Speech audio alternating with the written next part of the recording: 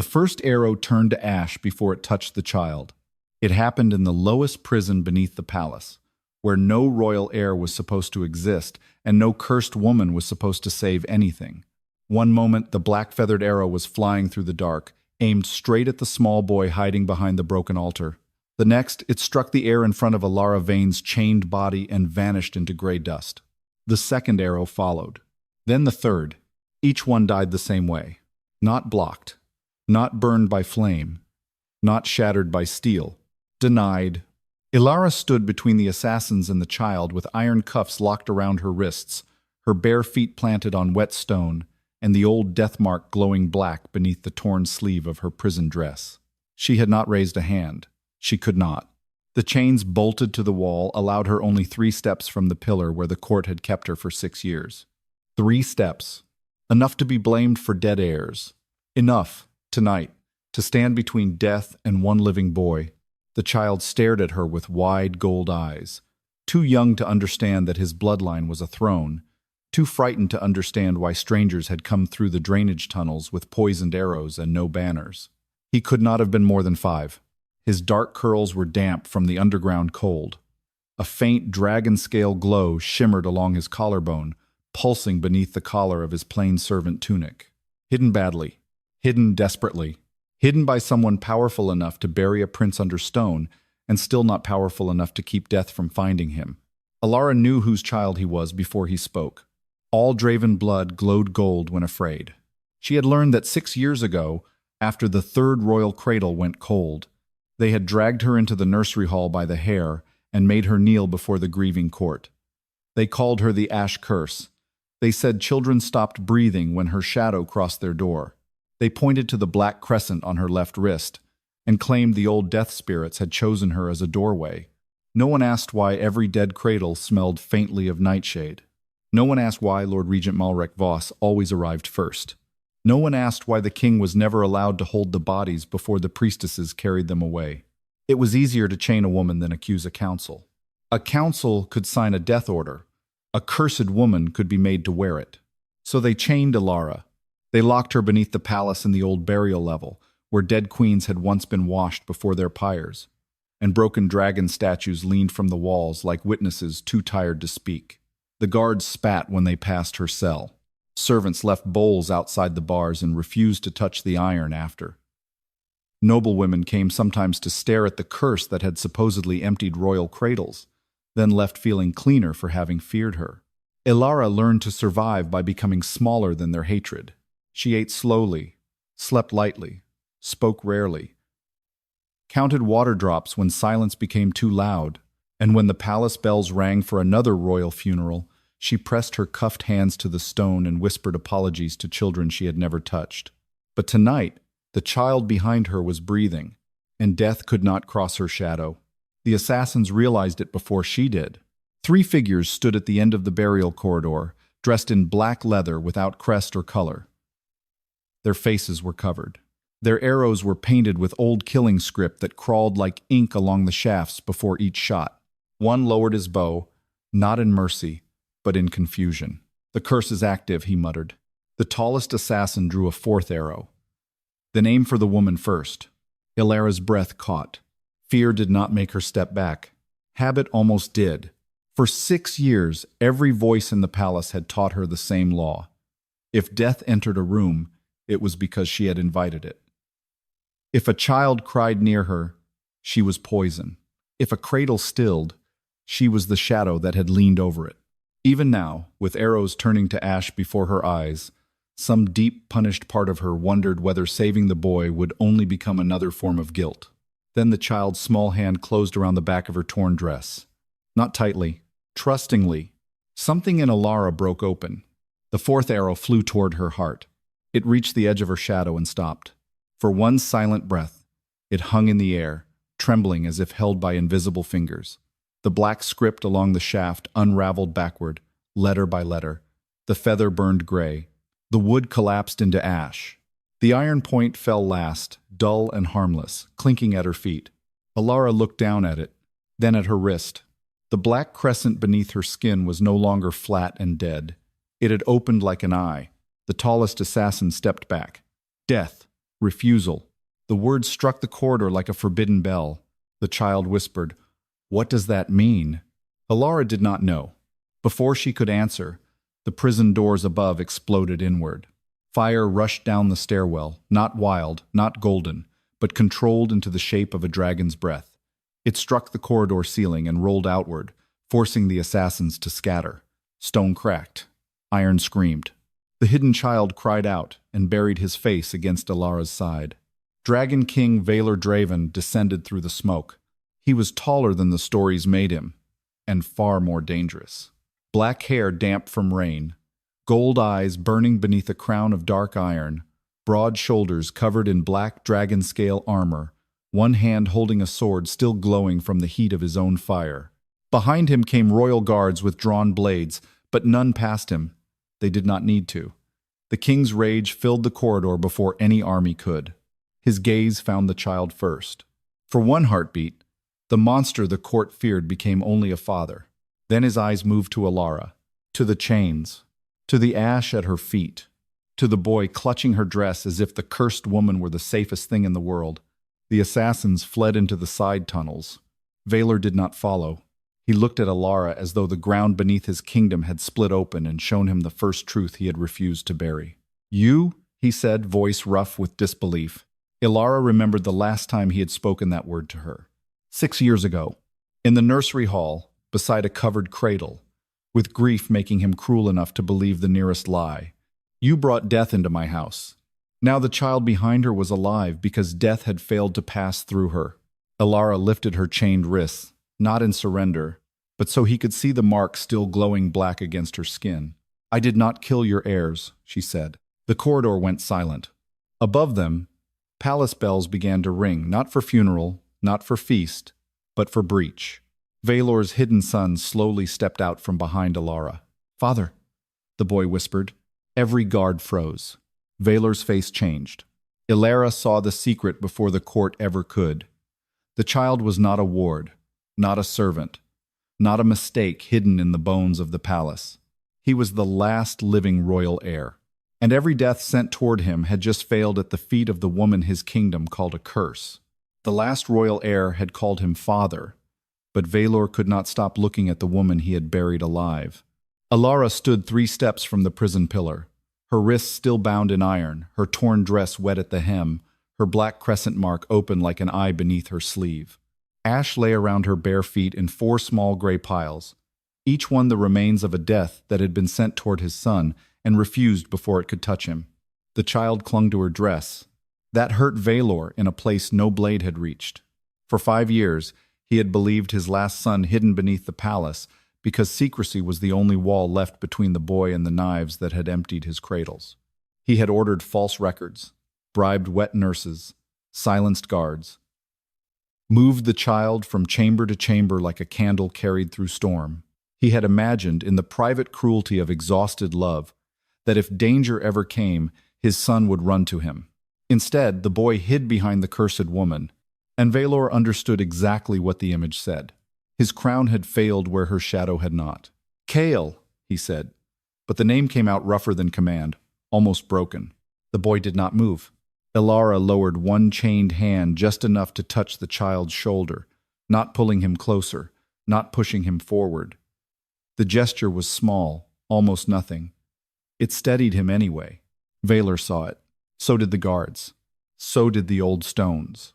Above them, bells hammered through the palace. Breach! Breach! Breach! Footsteps pounded across distant floors. Somewhere in the side tunnels, the assassins were vanishing into the bones of the keep, but Vaelor still did not follow. Every instinct in him screamed to hunt, to burn, to tear the palace open until the men who had aimed at his son begged for death. But the ash at Elara's feet held him still. "Unlock her," he said. The nearest guard froze.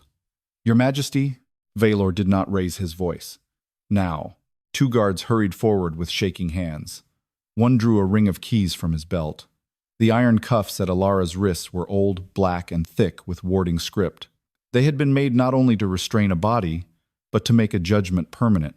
Ash curse, cradle killer, death door. The guard reached for the first lock. Elara stepped back as far as the chains allowed. "No," The word stopped everyone. Vaelor's eyes lifted to hers.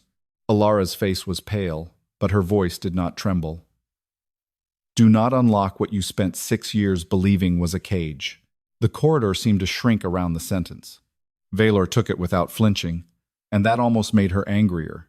She had wanted him to deny it, to say he had been misled, to say grief had made him blind, to offer some royal excuse she could hate cleanly. He gave her none. I was wrong, he said. Elara's fingers tightened around the chain. You were late. Chaol looked between them, too young to understand all of the wound but old enough to feel its edge. Before Vaelor could answer, the upper stair filled with torchlight. Lord Regent Malrek Voss descended in a cloak of dark red wool, silver hair tied at his nape, one hand gripping the carved dragon-head cane he always carried in council. Behind him came palace soldiers, moon priestesses, and 3 council lords half-dressed from the alarm. Malrek's gaze swept the corridor in a single practiced motion. The broken prison door, the ash on the stones, the child behind Elara, Vaelor standing too close to a woman the court had condemned. Then he looked afraid, only for a heartbeat. Then he became grieved. My king, Malrek said, voice heavy with loyal sorrow. Step away from her. Vaelor did not move. Malrek pointed his cane at Elara. The assassins came to the burial level because of her. The curse has drawn death to the prince. The black crescent on Elara's wrist flared. Not bright, dark. The air around Malrek's words bent as if they had struck something invisible and failed to pass through. The torches nearest him guttered black. Ash lifted from the floor and circled Elara's feet like quiet smoke. Elara started at her mark. Vaelor saw the same thing she did. Death was not the only thing her curse refused. It refused lies that carried death inside them. Malrek's mouth tightened. Elara lifted her chin. Why did every dead cradle smell of nightshade? A council lord made a sharp sound. Malrek did not look at him. Grief has made her bold. No, Elara said. 6 years in chains made me listen. The corridor went silent except for the bells. She had never asked the question aloud before. She had whispered it into stone, into sleep, into the dark when the palace rang with another funeral, but never before the king, never before the regent who had arrived first at every cradle and left with clean hands. Why, she asked, was the king never allowed to hold the bodies? Vaelor's face changed, not because he had never wondered, because he had buried the wondering under obedience to grief. Malrek turned toward him quickly. The priestesses preserved royal dignity. You were not fit to see them in that state. They were my children, Vaelor said, and I protected you from madness. Chaol's fingers curled tighter in Elara's dress. His small voice rose, barely more than breath. Nurse Mara said not all babies died. Every adult in the corridor went still. Vaelor slowly turned toward his son. What did you say? The boy's eyes filled with fear, but Elara's hand remained on his shoulder. So he spoke again. Nurse Mara said some were taken before the last breath. She said the palace calls quiet children dead because quiet children can be hidden. Malrek's face emptied. Not afraid of ghosts. Afraid of witnesses. Elara felt the chains at her wrists grow cold. Not all dead. Taken. Before breath stopped. Her stomach turned as the old nursery bells of memory rang through her. Covered cradles. Priestesses in pale veils. Vaelor held back by council hands. The faint, bitter smell of nightshade. The court pointing at her curse, while something small and living was carried away beneath funeral cloth. Vaelor looked at Malrek. The temperature in the corridor dropped beneath the heat of his fire. Where is Nurse Mara? Malrek's answer came too quickly. Dead. Elara's mark flared again. The torches went black. Somewhere beneath the burial floor, something answered. A sound rose from the stones below them, not a voice, not yet, but the hollow creak of wood long buried and never meant to open. The broken dragon statues along the corridor turned their stone heads toward the floor. Dust sifted from the ceiling. Chaol pressed against Elara's side. The black crescent on her wrist opened wider. They called her Death because death was the only thing in the palace that could not pass through her. Now the mark was listening for every death that had lied. Beneath Elara's bare feet, 3 lines burned into the wet stone. Not written in flame. Written in cradle gold. First, Prince Oren Draven. Second, Princess Malia Draven. Third, Prince Vaelor Draven. Vaelor staggered as if the names had struck his chest. The 3 royal heirs his court had buried. The 3 deaths Elara had worn like chains. Each name had been tied around her throat for 6 years. Now the floor was giving them back. The burial floor cracked beneath the names. And from below, 3 small voices whispered at once. We were not dead. The dead heirs did not sound dead. They sounded drugged. Their voices rose from beneath the cracked burial floor in thin, drowsy layers, small and far away, as if each child were speaking through cloth, stone, and years of forced sleep. We were not dead. We were not dead. We were not dead. The words did not echo like ghosts. They breathed like children who had been told to stay quiet. Vaelor went to his knees. Not from weakness. From impact. The names burned in cradle gold beneath him. Oren, Malia, Solon, and his hand reached toward them before the rest of him understood what he was doing. A father reaching for a name because there was no body left to hold. His fingers were inches from the glowing letters when Elara's chains snapped tight. Do not touch them. Vaelor froze. The command came from the woman he had kept in iron, and still he obeyed faster than his guards did. Elara stood pale and shaking, one arm stretched as far as the chain allowed, her black crescent mark open wider beneath her sleeve. The child Kale pressed against her side, trembling, his gold eyes fixed on the floor as if afraid his lost siblings might vanish if he blinked. Vaelor looked up at Elara. They are my children. I know, she said. That is why they may be bait. The corridor went colder. Lord Regent Malrek Voss recovered first. He struck his dragon-head cane against the stone, and the sound cracked through the prison level like a royal seal forced onto wet wax. Close the cradle records. The moon priestesses behind him lifted their veiled heads at once. Elara felt the command before they moved. It carried the same hidden death shape as Malrek's accusation, only older, more practiced. Not a blade, not poison, a closing, a silencing. A command designed to make living truth lie still long enough to be renamed. Her mark answered. Black light spread from the crescent on her wrist across the wet floor, thin and fast as spilled ink. It reached the glowing cradle names before the priestesses could raise their hands. The moment Malrek's order touched that darkness, it broke apart into gray dust the way the arrows had. The priestesses gasped. Vaelor turned slowly toward his regent. Malrek did not look at the king. He looked at Elara now. Not with contempt, with calculation. The children had spoken, and Malrek had stopped fearing her curse. He had begun fearing what it could keep alive long enough to testify. He had never feared the curse when it wore chains. He feared it now because it had begun refusing paperwork. Elara lifted her chained wrists. Where did you take them before the last breath? The question went down into the floor. For one breath, nothing happened. Then the stones beneath the 3 names turned transparent. The burial corridor vanished under Elara's feet, replaced by a memory seen from above. A nursery chamber bathed in blue candlelight, 3 cradles draped in royal silk. A small prince with dark curls lying too still, his lips tinted faintly violet. A baby girl with gold scales flickering beneath her skin, breathing so softly no grieving father would hear it over his own ruin. A newborn wrapped in white cloth, one tiny fist opening and closing against the blanket. Not dead, drugged. Nightshade smoke curled from silver censers beside each cradle. Veiled priestesses moved through the chamber like pale birds. One checked the door. One folded funeral cloth. One pressed 2 fingers beneath a child's nose. Waited. Then nodded. Quiet enough, she whispered. The memory shifted. Vaelor stood outside the nursery doors, younger, wilder with grief, trying to force his way in. Malrek held him back with both arms while council lords bowed their heads in rehearsed sorrow. You must not see them like this, Malrek said in the memory. Let the priestesses preserve what remains of your heart. Inside the nursery, the veiled women lifted the breathing children from their cradles and placed weighted bundles beneath the funeral cloths.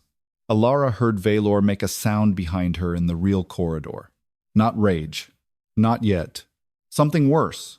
Something that had no shape because grief had just learned it had been deceived.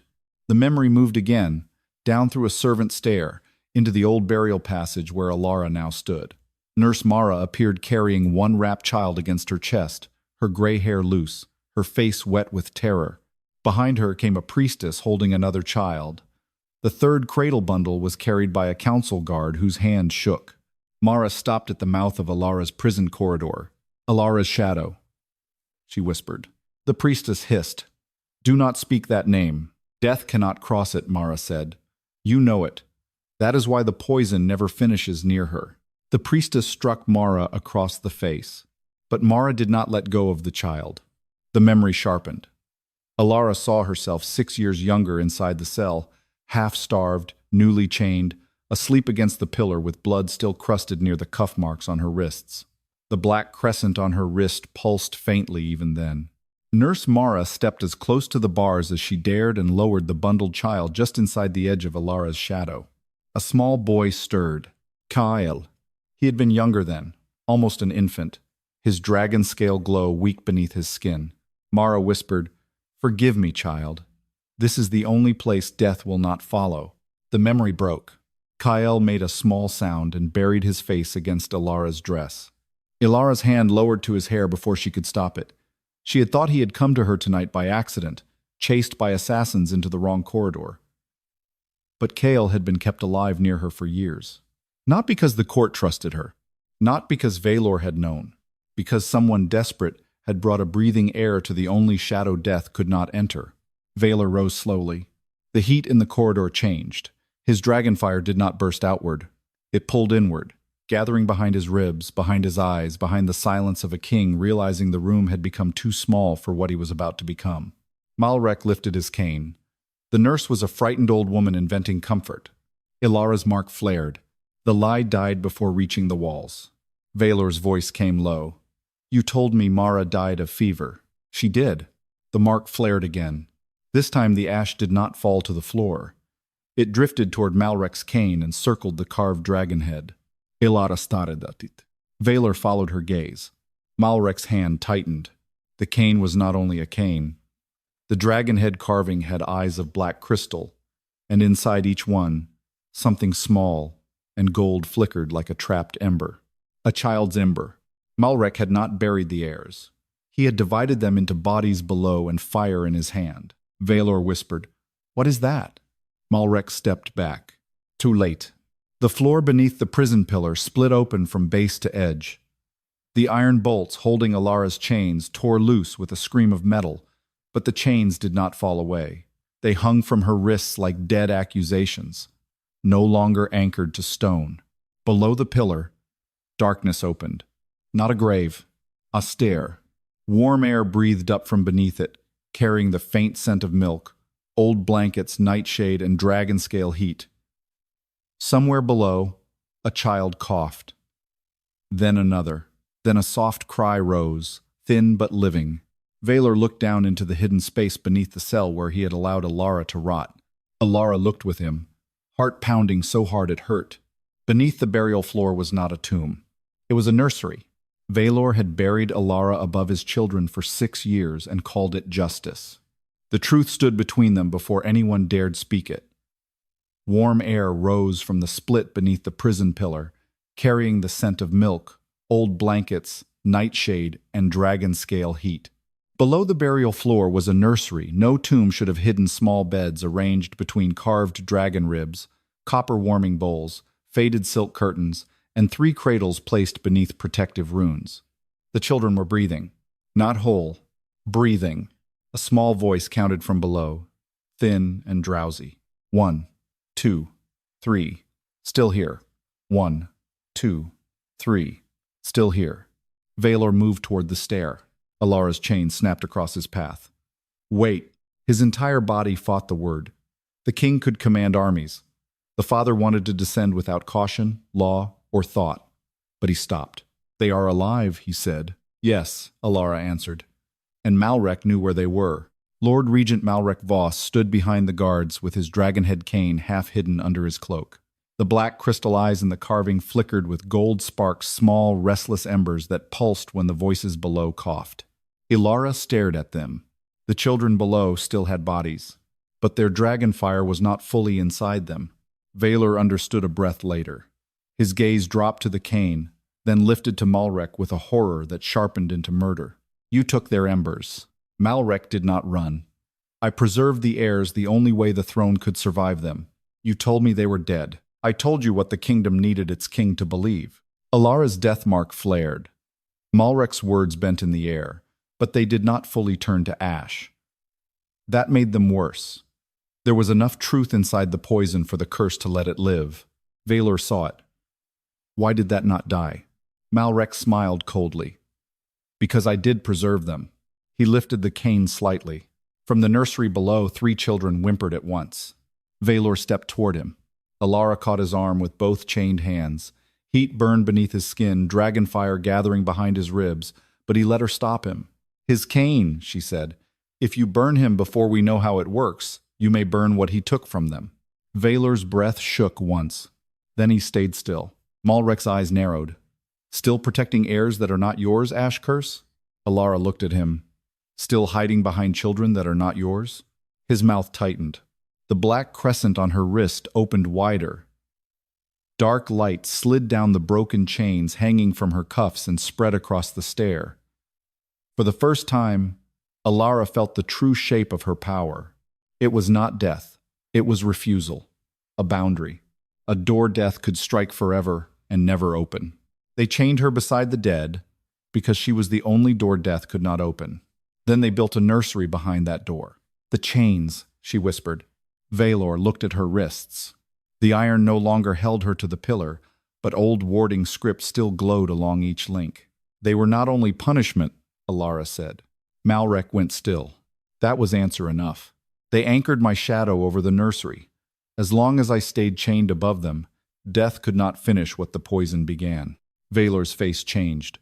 Grief first, then horror, then guilt so sharp Elara almost looked away.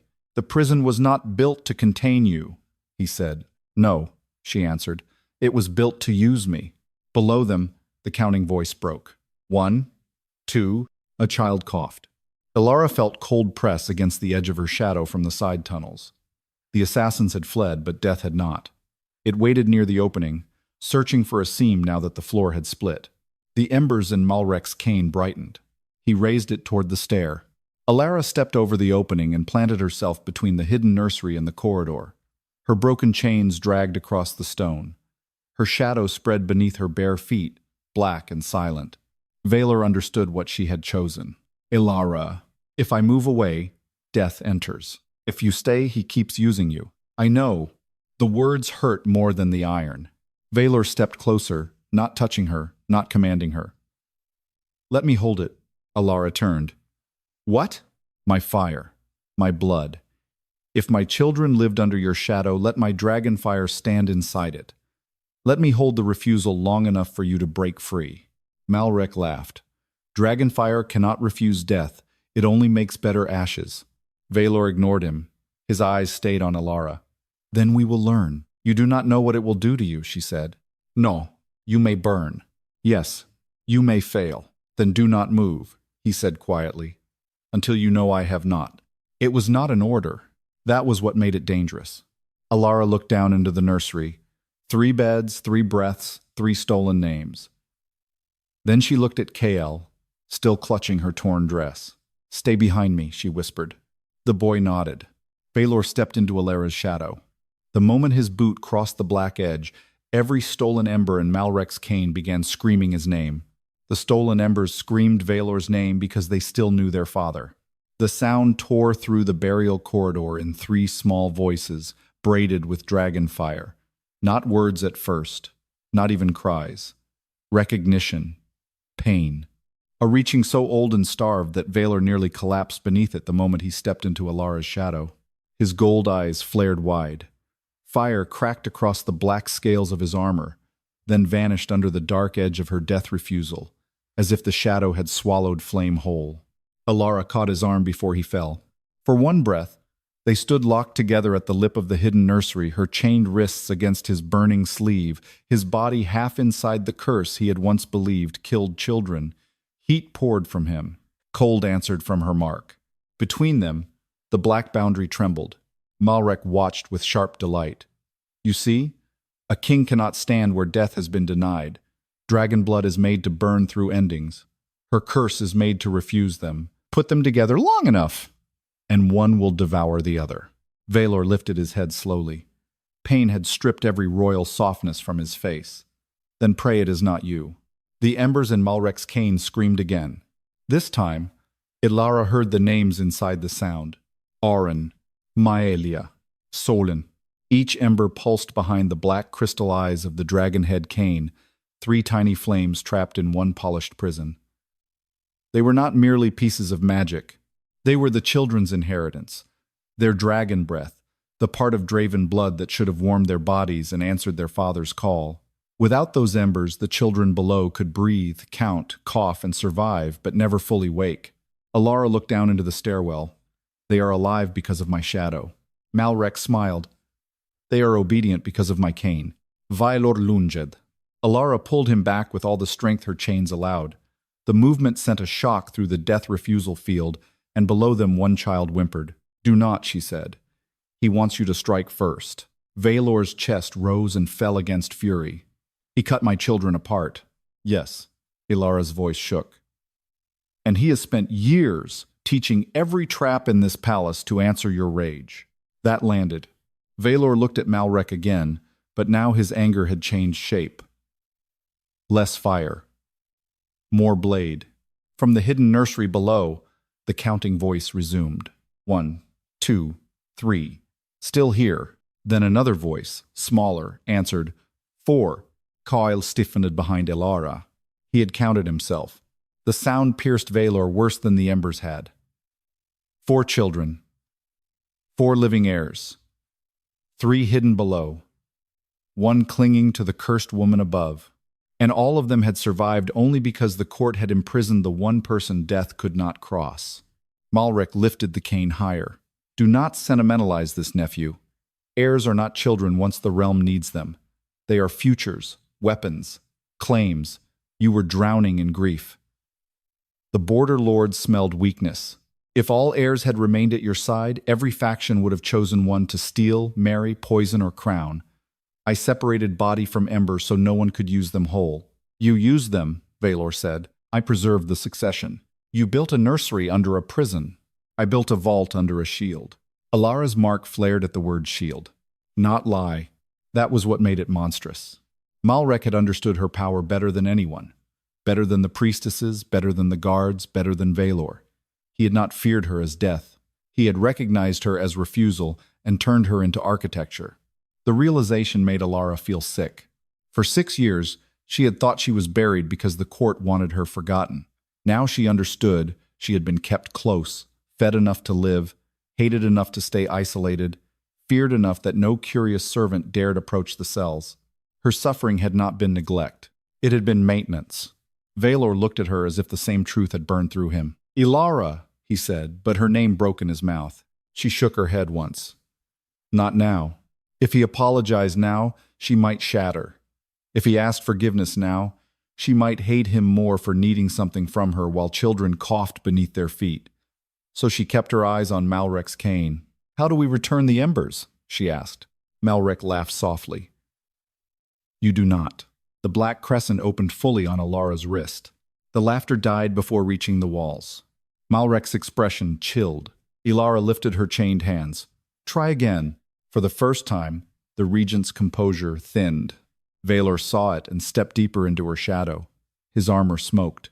The scales along his gauntlet darkened as if frost were eating fire from the edges inward, but he did not retreat. The stolen embers screamed again.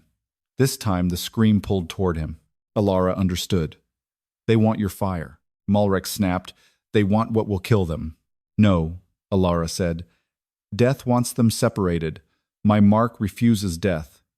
His fire calls what belongs to his blood. She looked at Vaelor. Your fire may not hold the shadow, but it can call them through it. Vaelor's eyes locked on hers. And you? She looked down at the black boundary spreading from her feet. I keep death from crossing while they return. Malrek struck the cane against the floor. The corridor walls split open with hidden seams.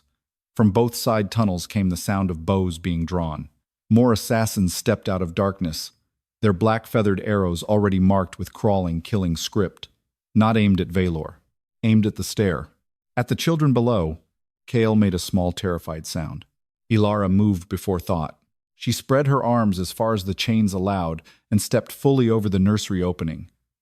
The death refusal shadow rose around her like a black veil. Vaelor stood inside it now, close enough that his heat brushed her side, close enough that one wrong movement would make them touch. The assassins fired. A dozen arrows flew. Every arrow reached the edge of Elara's shadow and stopped. For one breath, the corridor filled with suspended death. Black shafts hung in the air around her, inches from her face, her throat, her heart, and the stair behind her. The killing script crawled forward, trying to finish its command. Her mark burned so cold she gasped. Vaelor looked at her, not as a curse, not as a shield. As the woman standing where no one else could, Elara whispered, "Call them." Vaelor raised both hands inside her shadow. Dragon fire opened in his palms, not golden now, but deep white, stripped of rage, softened by grief. It did not blast outward. It reached. The flames curled around the suspended arrows without burning them, passed through Elara's black refusal without breaking it, and touched the gold sparks trapped in Malrek's cane. The cane screamed. Malrek screamed with it. One ember tore free. Then another. Then the third. They shot across the corridor as 3 bright dragon sparks, each carrying a child's cry. Elara's shadow widened to shield them from the arrows. Vaelor's fire guided them toward the nursery below. But Malrek slammed his cane against the stone one final time. The dragon head cracked open. Inside was a 4th ember. Larger. Older. Not a child's. Vaelor went still. Elara saw the color leave his face. The 4th ember pulsed with the same gold as his eyes. Malrek smiled through blood at his mouth. "Did you think I only learned this trick on your children?" Vaelor's fear faltered. The 4th ember rose from the broken cane and whispered in a woman's voice. "Vaelor." The king stopped breathing, and Elara knew the regent had not only stolen the heirs, he had stolen the dead queen's fire too. The dead queen's fire did not burn like the children's embers. It mourned. The 4th ember hovered above the shattered dragon-head cane, larger than the others, deeper gold, pulsing with a slow ache that made every torch in the burial corridor bow toward it. A woman's voice lingered inside the flame, soft and broken by distance. "Vaelor." The Dragon King stood inside Elara's shadow as if the name had become a blade between his ribs. His mother had died before he took the throne. That was what the court had carved into marble. Queen Seraphine Draven, beloved consort of the old king, taken by winter fever after birthing the last strong son of the line. Her ashes had been sealed beneath the upper chapel. Her portrait still watched the council hall with gold eyes and a hand over her heart. But no ash had ever answered when Vaelor prayed. Elara saw that realization strike him now, not as surprise, as confirmation of a wound he had been forbidden to touch. Malrek wiped blood from his mouth and smiled. "You always wondered why your dragon never burned as hot as your father's." Vaelor's eyes lifted slowly. The corridor changed with him. The fire in his hands did not flare. It went still. White. Starved. The kind of stillness before a mountain breaks. "You took her fire," he said. "I inherited the burden of keeping this kingdom alive. You took my mother. I took what the throne could not afford to bury uselessly." The black crescent on Elara's wrist opened wide. Malrek's words bent. They did not vanish. That made the cruelty worse. He believed enough of his own necessity that the curse could not fully kill the sentence. Elara felt the suspended arrows pressing at the edge of her shadow. Death still waited around them, held back by her refusal but not defeated. Below, 3 child embers were sinking toward the hidden nursery, guided by Vaelor's white fire. If his focus broke, the embers could scatter. If Elara moved, death could enter. If Malrek reached the 4th ember again, he would have leverage over the king's bloodline, past and future. Vaelor stepped toward the queen's ember. Elara caught his sleeve. His gaze snapped to her, not angry, but desperate. "Do not," she said. "That is my mother. That is bait-shaped like your mother." The words hurt him. She saw it. But she had spent 6 years in darkness learning the difference between grief and trap. Malrek did not reveal truths when cornered, unless the truth itself had teeth. The queen's ember pulsed again. "Vaelor?" the voice whispered. This time, the sound drew his fire toward it. Elara's mark went black. Death refusal rose from her wrist and slid between Vaelor's flame and the queen's ember like a thin wall of night. The ember struck the shadow and hissed. Not from pain, from recognition. A memory opened in the smoke. Queen Seraphine lay not in a deathbed, but in a chamber of red stone beneath the eastern tower. Her hair spilled across a black pillow. Her face was pale, her breath shallow, but her eyes were open. Malrek stood beside her, younger, his cane uncarved then, only a staff of dark wood. A priestess held a silver bowl near the queen's chest. In the memory, Seraphine turned her head. "Do not take it from him," she whispered. Malrek answered softly, almost kindly. "Your son will need a regent more than he needs a mother's fire." The priestess lowered the bowl. Seraphine screamed once. The memory snapped shut. Vaelor made a sound no king should make before witnesses. The remaining guards lowered their eyes. Even the assassins hesitated with bows half drawn, as if the corridor had become too intimate for murder. Elara did not look away from Vaelor. She wanted to.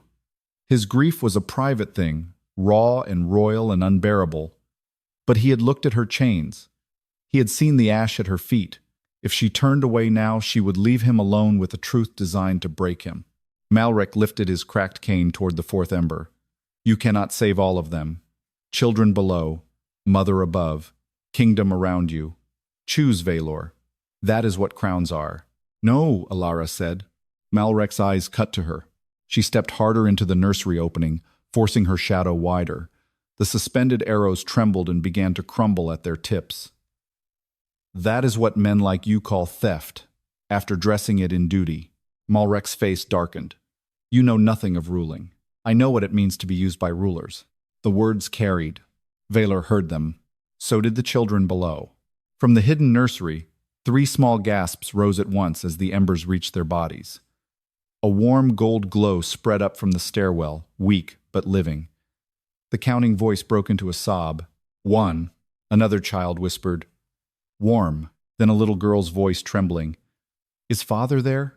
Vaelor closed his eyes. The queen's ember pulsed toward him again, but this time he did not reach. Elara felt the choice happen inside him, not the absence of longing. That would have been easier. He wanted that ember with everything grief had left in him. But below them, his children were beginning to wake.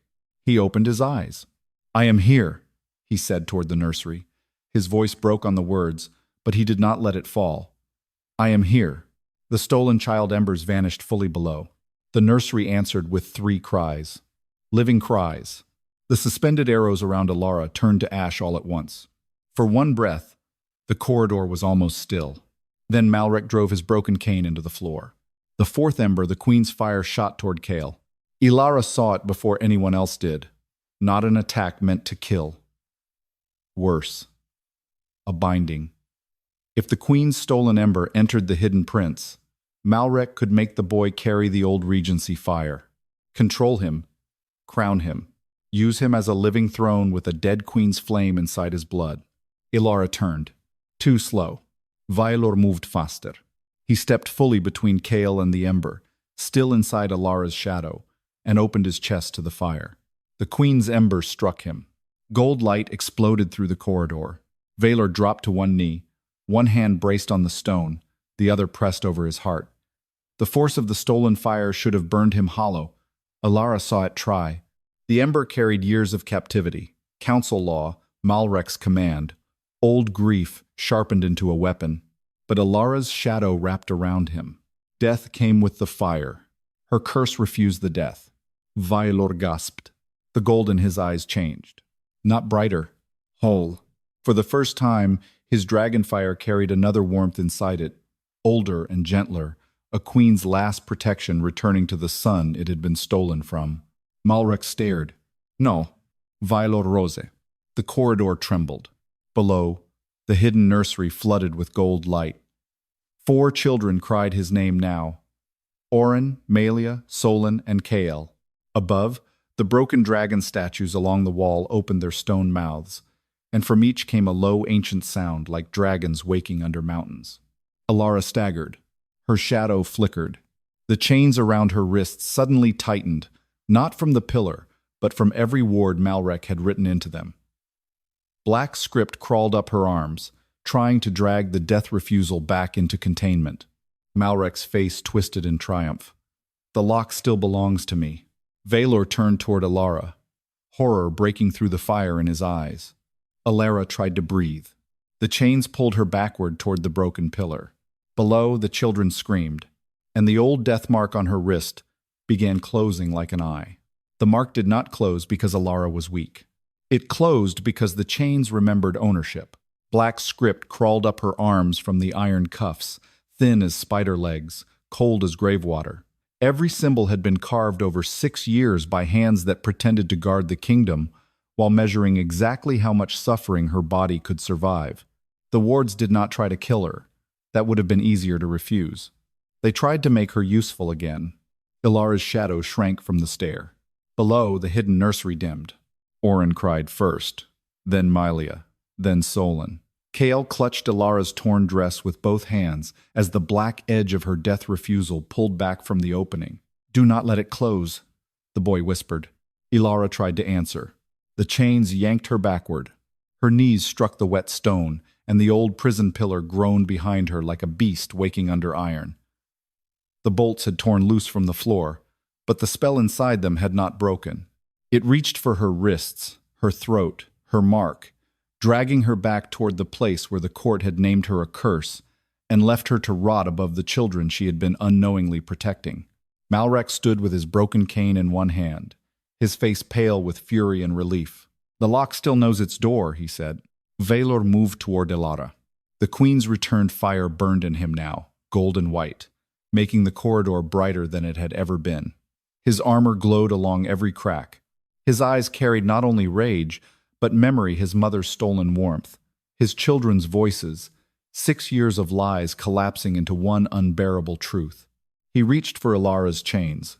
"Do not touch them," Malrek warned. "Those wards were written to close around death. If your fire enters them, it will read you as the threat." Vaelor did not stop. Elara forced breath through her teeth.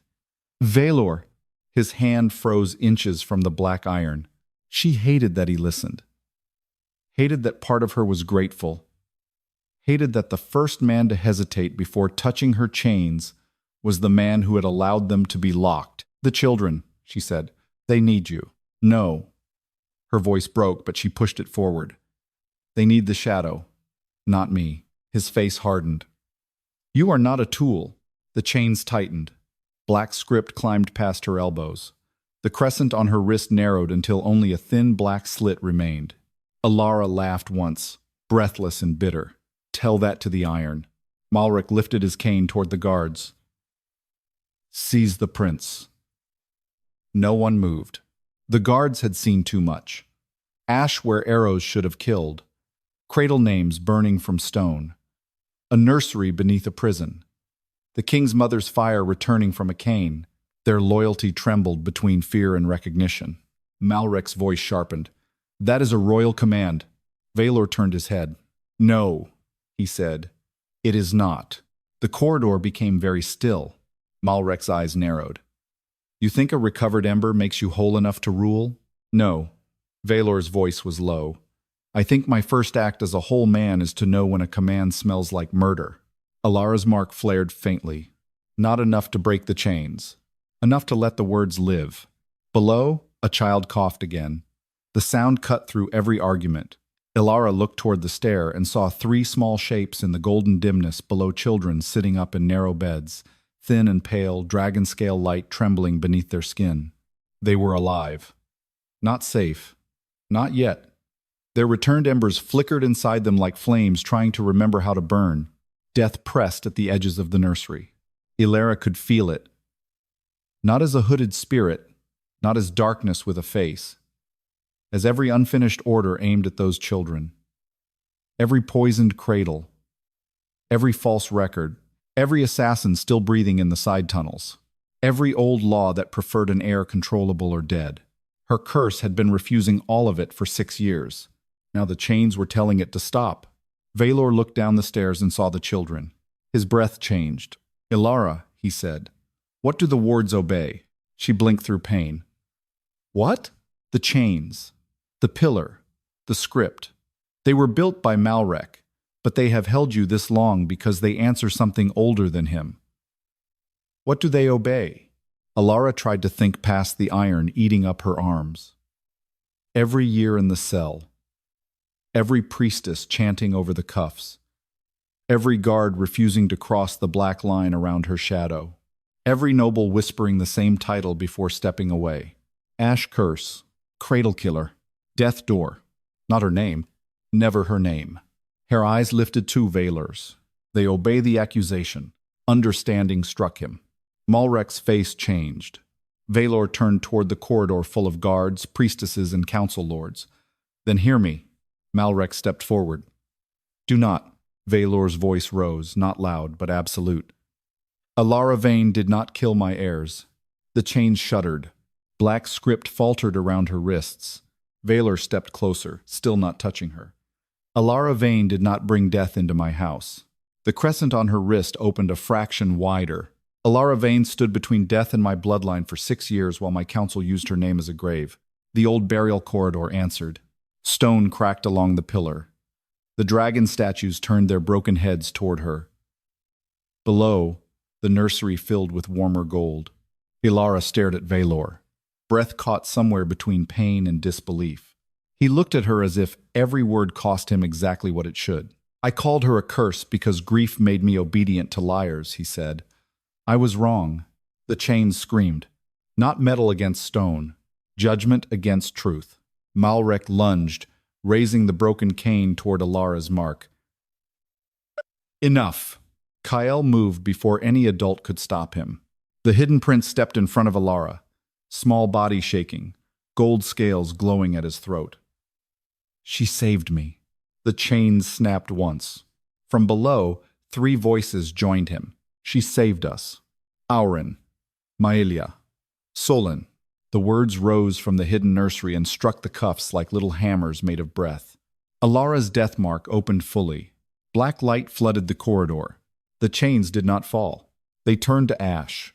For the first time in 6 years, Elara's wrists were bare. She stared at them as if they belonged to someone else. Then death rushed for the nursery. All the pressure that had been held back by iron, shadow, lie, and fear surged toward the open stair at once. The assassins in the tunnels fired again. Old poison script woke in the walls. Malrek's cane spat sparks of stolen command. The corridor filled with every death that had been waiting for the lock to fail. Elara stepped forward, unchained. Her shadow rose with her, no longer a patch beneath her feet, but a great black wing unfurling across the burial floor. Every arrow turned to ash. Every poison script unraveled. Every command carrying death broke before it reached the children. Malrek stumbled back. Vaelor stared at Elara with something fiercer than awe. But Elara did not look at him. She looked at the hidden nursery below, at the children whose stolen breaths had kept her alive in ways she had never known. Then her mark spoke, not in a voice, in a law. Death refused is not death destroyed. It returns to the sender. Malrek's cane cracked down the center, and every death he had written for the royal heirs turned toward him. Every death Malrek had written for the royal heirs turned toward him, not as ghosts, not as monsters, as unfinished commands finally finding the hand that signed them. Black-feathered arrows twisted in the air and faced the regent. Poison script peeled from the walls and crawled across the stones toward his boots. Ash rose from Elara's feet, not drifting now, but gathering with purpose, circling the broken cane in his hand like a court of small gray judges. Malrek stepped back. For the first time, he looked old. "Stop it," he said. Elara stood unchained before the hidden nursery stair, her wrists bare, her black crescent mark open wide. The shadow behind her no longer clung to the floor. It rose in a great dark curve, half wing, half door, shielding Kael and the 3 children below from every death that tried to pass. "I am not doing it," she said. The words were barely above a whisper, but the burial corridor carried them. "I am refusing to hold it for you anymore." The ash struck Malrek's cane. A crack opened down the dragon-head carving. One black crystal eye shattered. Gold sparks spilled from it, frantic and bright. And from the nursery below, Prince Oren cried out. Elara felt the sound like a hook through her ribs. Vaelor moved. This time she did not stop him. The Dragon King crossed into her shadow, fire burning white around both hands. The moment his flame touched the loose ember, it curved inward, no longer wild, no longer weapon, father calling child. Blood, calling blood. The spark tore free from the broken cane and shot toward the stair. Below, a small body gasped. Ornn's voice rose, clearer than before. Father? Vaelor closed his eyes, only for a heartbeat. Then he opened them and looked at Malrek. 1. The regent's face twisted. You think returning their embers saves them? You think they can walk into court after years beneath stone and not become knives in every noble hand? I did what grief made you too weak to do. The second black crystal eye cracked. A girl's ember burst out, brighter, angrier, spinning once around Elara's shadow as if searching for permission. Elara lifted her hand. The ember passed through the black refusal without burning out and descended into the nursery. Princess Malia screamed, not in terror, in awakening. Vaelor's jaw trembled. 2. Malrek stumbled against the wall. You need me. You have 4 heirs now, nephew. 4 claims, 4 targets, 4 civil wars, waiting to be dressed in royal silk. Elara looked at him. You never preserved the kingdom. You preserved its need for you. The mark on her wrist flared. That sentence did not turn to ash. It did not need to. The third ember ripped free before Malrek could tighten his hand around the cane. It struck Vaelor's fire, then Elara's shadow, then vanished below. Prince Solon began to sob with a sound too alive to be mistaken for memory. Vaelor said, 3. Kael stepped away from Elara's dress, trembling but upright. His own dragon-scale glow brightened at his collarbone, answering his siblings beneath the floor. Elara saw the boy's fear, and beneath it, something else. Not courage. Not yet. The beginning of belonging. Malrek saw it too. His eyes sharpened. He moved toward Kael. Vaelor's sword came up, but Malrek lifted his broken cane and pressed his thumb into the final seam. A hidden shard sprang from the dragon's mouth, thin, black, and wet with old poison. Not aimed at Vaelor. At Kael. Elara's shadow struck first. The shard stopped midair. But this death was different. It did not turn to ash at once. It hung there, trembling, resisting the refusal with a force older than the arrows, older than the poison script. It carried royal sanction, council blood, a decree written before the weapon was forged. Malrek smiled through blood on his teeth. A king's death order cannot be refused by a prisoner's curse. Elara's mark burned cold enough to numb her entire arm. Vaelor's voice cut through the corridor. She is not a prisoner. The shard trembled harder. Malrek laughed. Then what is she? Your apology? Your saint? Your new royal shield? Vaelor looked at Elara, not with command, not with plea, with the terrible awareness that the next word could either free her or turn her into a different kind of chain. Elara looked back and understood. If he named her protector, the court would use her again. If he named her innocent, that would not be enough. Innocence was too small for what 6 years had taken, too passive, too easy for nobles to pity and forget. She had not merely failed to kill the heirs. She had refused death itself when the kingdom sent it wearing law. Vaelor lowered his sword. Then he turned to every guard, every priestess, every council, lord crowded on the stairs. Elara Veyne is witness to attempted royal murder, he said. Not shield, not saint, not curse. Witness. The black shard cracked. Elara's breath caught. Vaelor continued, each word harder. And until she chooses otherwise, no crown, council, priestess, or king owns the shadow she carries. The shard turned gray. Malrek's smile died. Elara felt the difference in her body. The death refusal did not grow because Vaelor named it. It steadied because, for the first time, a royal sentence had not tried to use it. She lifted her hand toward the shard. No death written for a child passes through me, she whispered.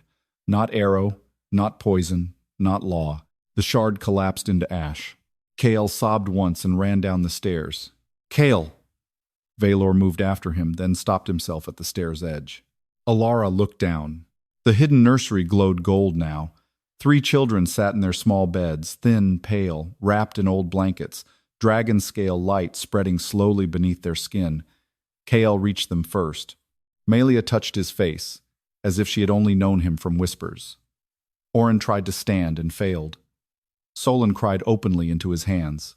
Vaelor descended one step, then another. He stopped halfway and looked back at Elara. "May I?" It was such a small question. It broke something in her that chains had not. She nodded. Only then did the Dragon King enter the nursery beneath his own palace. The children stared at him. For a moment, none moved. Then Malia whispered, "Are you angry we lived?" Vaelor went to his knees. "No," he said, and the word broke. "No, little fire. I am angry you had to ask." Above them, Malrek began to retreat. Elara heard the scrape of his boot. So did the ash. The broken cane in his hand split apart, and from its hollow center unrolled a strip of black dragon skin parchment. It hit the wet stone and opened by itself. Names appeared across it in red gold ink. Not the children's names. Council names. Lord Regent Malrek Voss, High Priestess Avarasol, Lord Cern of the Eastern Gate, Lady Morwen Ashvale. 7 names in total. 7 signatures beneath a single decree. Preserve the succession by dividing the flame. Elara looked at the parchment, then at the council lords on the stairs. One of them turned to run. The burial corridor sealed behind him with a wall of black ash. Malrek stared at Elara. She did not smile. Her mark opened wider, and every signature on the decree began to bleed. All 4 royal children began to glow. Gold light rose beneath their skin, faint at first, then clear enough to silence the entire throne hall. Kael stood closest to Elara, one hand still clutching her torn prison dress. Behind him, Oren, Malia, and Solon trembled beneath the court's stare, thin from years beneath stone, but breathing, living, royal. No one cheered. That was the first truth Elara learned. The court had mourned those children more easily than it welcomed them back. Malrek raised his bound wrist, the gold thread from the decree shining like a twisted chain. "Look at them," he cried. Burial children, broken heirs. She dragged them from beneath the palace to break the throne. The old fear moved through the hall. Elara felt it gathering toward her, searching for the familiar shape. Curse, killer, death, door. Her black crescent opened. The decree in her hand unfolded by itself. Black dragon skin stretched wide, and 7 names burned in red gold light. Lord Regent Malrek Voss, High Priestess Avarra Sol, Lord Cern of the Eastern Gate, Lady Morwen Ashvale. 3 more council names followed beneath them. Then the command appeared. Preserve the succession by dividing the flame. A priestess dropped her beads. Malrek shouted, "Forgery!" The word turned to ash before it reached the ceiling. Vaelor stepped beside Elara, not in front of her.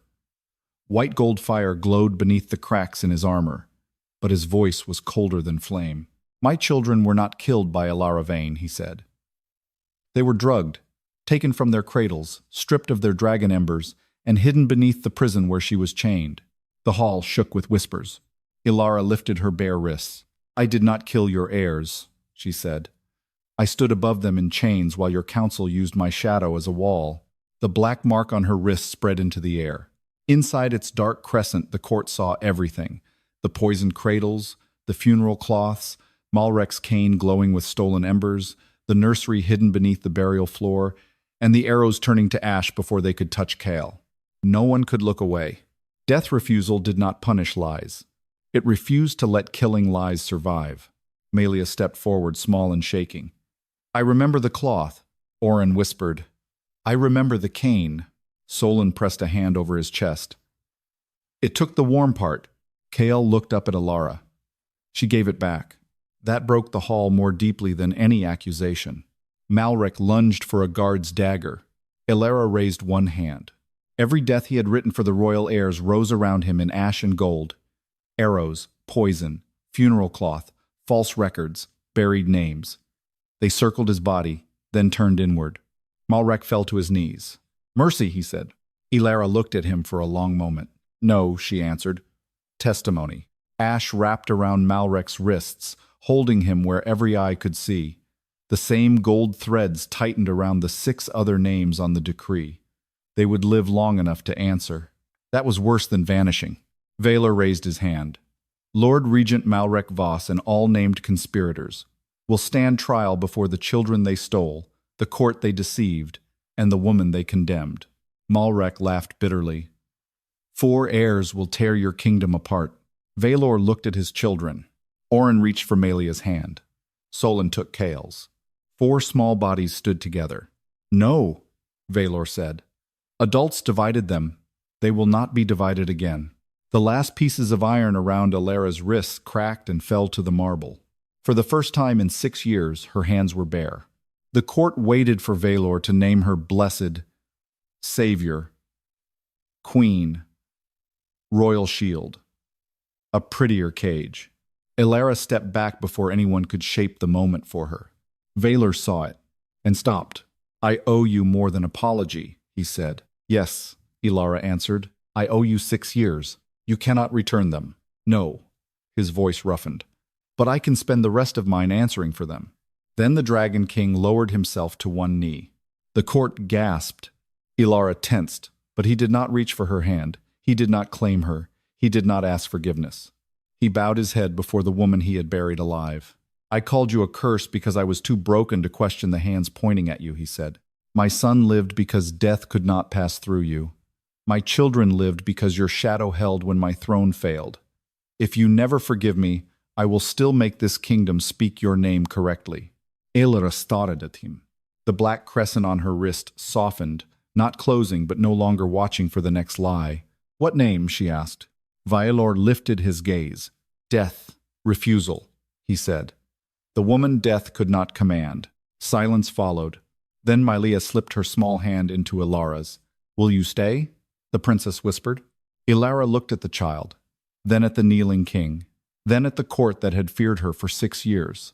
I will not stay in a cage. Vaelor bowed his head. Then no cage will bear your name again. By dawn, the hidden nursery was open to the sky. The royal children slept above ground. Malrek and the counselors were bound for public testimony. The funeral stones were torn from the chapel.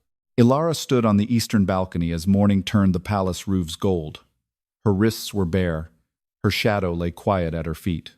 Behind her, Vaelor stopped several steps away. I will not ask you to stand beside me, he said. Good. A pause. Then Elara looked toward the garden, where 4 children laughed beneath the first clean sunrise they had ever seen. But if I choose to stand there, she said, it will not be because your throne needs me. Vaelor's voice was low. Then I will make sure it becomes worthy of your choice. Elara almost smiled. Almost. For the first time in 6 years, no bell rang for death. And when the black crescent stirred on her wrist, it did not warn of another ending. It guarded a beginning.